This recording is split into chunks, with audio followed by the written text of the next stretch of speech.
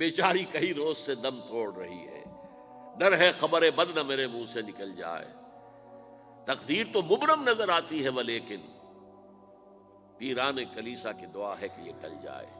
تو پہلی بات میری ختم ہوئی، عالمی نظام خلافت دنیا کی تقدیر مبرم ہے، ہو کر رہے گی، اس میں کسی صاحب ایمان کو کوئی شک، کوئی شبہ، کوئی ریب نہیں ہونا چاہیے۔ البتہ اس کا اب دوسرا پہلو کیا ہے، اس کا آغاز کہاں سے ہوگا؟ پہلی بات تو یہ، ہمارے بعض لوگوں کے ذہنوں میں، سادہ دل لوگ وہ سمجھتے ہیں کہ پوری دنیا میں ایک ہی دفعہ آ جانی چاہیے۔ یہ کوئی علاقائی خلافت تو نہیں ہو سکتی، خلافت تو عالمی ہوتی ہے۔ ان سے میں کہتا ہوں عالمی خلافت کب تھی جناب؟ یہ تو نہ خلافت راشدہ میں عالمی تھی، کیا ہندوستان شامل تھا اس میں؟ کیا چین شامل تھا؟ کیا یورپ شامل تھا؟ اور پھر جو خلافت کے نام سے جو ملوکیت چلی ہے، وہ بھی صرف آپ دور بنو امیہ میں کہہ سکتے ہیں کہ وہ پورا عالم اسلام کم سے کم اس کے تحت تھا۔ بعد میں خلافت عباس، بنو عباس میں، اور فاطمیین کی خلافت میں، اور آل عثمان جو ہیں آٹومان ٹرکس کی خلافت میں ٹکڑے تھے، حصے بکھرے تھے، کوئی مانتا تھا، کوئی نہیں مانتا تھا۔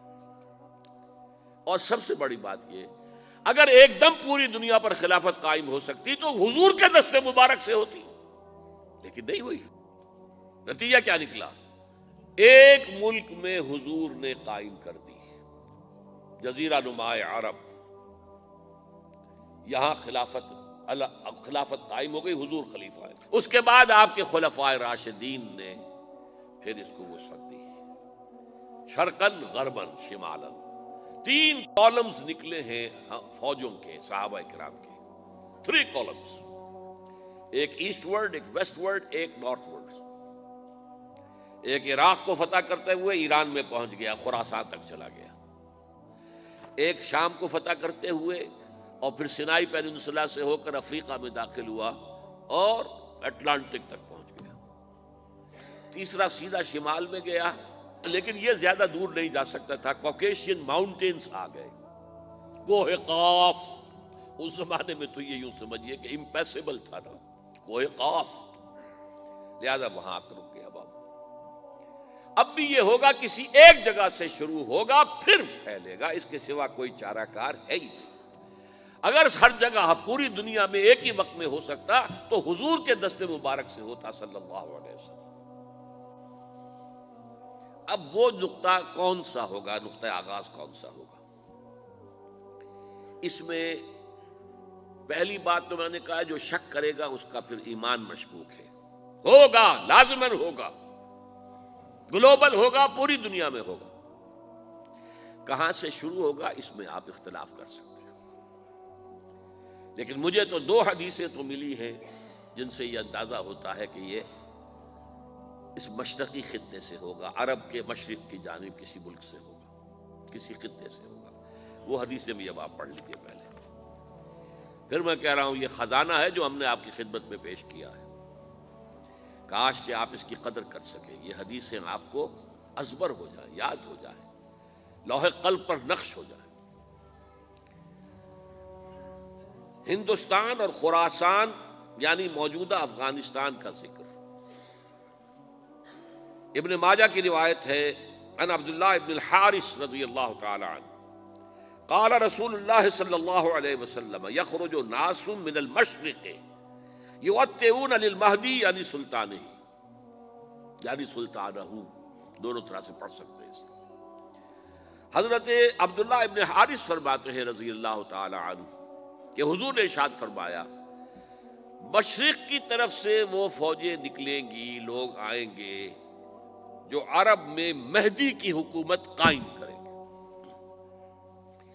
یہ مہدی کون ہوں گے اس کا ذکر میں ذرا بعد میں کروں گا، لیکن نوٹ کر لیجئے کہ مہدی سے پہلے لازماً کسی مشرقی علاقے کے اندر وہ نظام قائم ہو چکے گا، تب وہاں سے فوجیں آئیں گی نا۔ یہ مشرق کون سا ہے؟ عرب کے مشرق میں آپ چلیے، ایران بھی آ جائے گا، افغانستان بھی ہے، پاکستان بھی ہے، اور اگر اسے اور توسیع دیں تو ہندوستان بھی ہے۔ یہ ہے عرب کا مشرق، اس سے فوجیں جائیں گی۔ اس کا کیا مطلب ہے کہ اس میں سے کسی جگہ پر نظام خلافت پہلے قائم ہو جائے گا، تاکہ وہاں سے فوجیں جائیں گی جو جزیرہ نما عرب میں حضرت مہدی کی حکومت کو قائم کریں گی۔ اب دوسری حدیث سنیے، یہ سنن ابن ماجہ کی حدیث تھی جو میں نے آپ کو سنائی، آپ نے پڑھی۔ دوسری، عن ابی ہریرہ رضی اللہ تعالی عنہ، یہ ترمذی شریف کی روایت ہے، قال قال رسول اللہ صلی اللہ علیہ وسلم یخرج من خراسان رایات سود لا يردها شیء حتی تنصب بإیلیا، خراسان کے علاقے سے سیاہ جھنڈے لے کر فوجیں آئیں گی، ان کا رخ کوئی موڑ نہیں سکے گا، ان کو پیچھے پھیر نہیں سکیں گے کوئی بھی، یہاں تک کہ وہ یروشلم میں جا کر جھنڈے نصب کر دیں گے۔ ایلیا حضور کے زمانے میں یروشلم کو کہتے تھے۔ یہ یروشلم تھا جب حضرت سلیمان کی حکومت تھی، اور یہاں پر معبد سلیمانی، ہیکل سلیمانی قائم ہوا، پھر یہ یروشلم ہی رہا ہے تاریخ میں، یہاں تک کہ سن 70 عیسوی میں جب ٹائٹس رومی جنرل نے اس کو گرایا، ختم کیا، سیکنڈ ٹیمپل گرا دیا، اور یہاں سے یہودیوں کو کہا نکل جاؤ یہاں سے، کوئی یہودی باقی نہیں رہا، تب بالکل تہو بالا برباد کر دیا۔ اس کے کوئی 150 سال بعد ہیڈریان، رومن ایمپرر ہیڈریان، اس نے پھر دوبارہ آباد کیا اس شہر کو۔ 150 سال تک یہ بالکل بنجر اور بالکل غیر آباد پڑا تھا۔ اب ہیڈریان نے جب آباد کیا تو اس کا نام ایلیا رکھا، اب یروشلم نام نہیں تھا، تو حضور کے زمانے میں پھر اس کا نام ایلیا تھا۔ اور اب اس سے کیا معلوم ہو رہا ہے کہ یہ یروشلم مسلمانوں کے قبضے سے اس وقت نکلا ہوا ہوگا، ایک دفعہ پہلے نکلا تھا، سن 1099 عیسوی میں مسلمانوں کے ہاتھ سے نکلا، کروسیڈرز عیسائیوں نے آ کر اس کو قبضے میں کیا، لاکھوں مسلمانوں کو مارا، قتل کیا۔ اس کو 1187 عیسوی میں واپس لیا ہے، کس نے لیا ہے؟ صلاح الدین ایوبی کرد۔ عرب کھوکھلے ہو چکے تھے، عربوں نے کھویا، واپس نہیں لے سکے، بہت حکومت کر چکے تھے، 400-500 برس کی حکومت کر کے، اور ان کے عیش اور ان کے آرام، اب ان میں جان نہیں تھی کہ وہ واپس لے سکے۔ واپس لینے والا گرم کرد خون تھا، صلاح الدین ایوبی۔ تو گویا کہ اب آپ سمجھئے کہ 88 برس تک عیسائیوں کا قبضہ رہا یروشلم پر۔ اب 1967 میں یہودیوں نے قبضہ کیا ہے، اور اب 38 برس تو ہو گئے، 88 نہیں تو 38 برس تو ہو گئے، لیکن وہ دور آئے گا کہ اب پھر لیں گے، لینے والے عرب بھی نہیں ہوں گے، خراسان کے علاقے سے فوجیں آئیں گی۔ یہ خراسان کیا تھا؟ ایلیا تو میں نے آپ کو بتا دیا، یروشلم کا نام ہے۔ خراسان اس زمانے میں ایک بہت بڑے ملک کو کہتے تھے، کچھ حصہ پاکستان کا بھی اس میں شامل ہے، کچھ حصہ ایران کا بھی ہے، ایران کے اس حصے کو اب بھی خراسان کہتے ہیں، وہ ایک صوبہ ہے، خراسان ایک صوبہ ہے ایران کا چھوٹا سا۔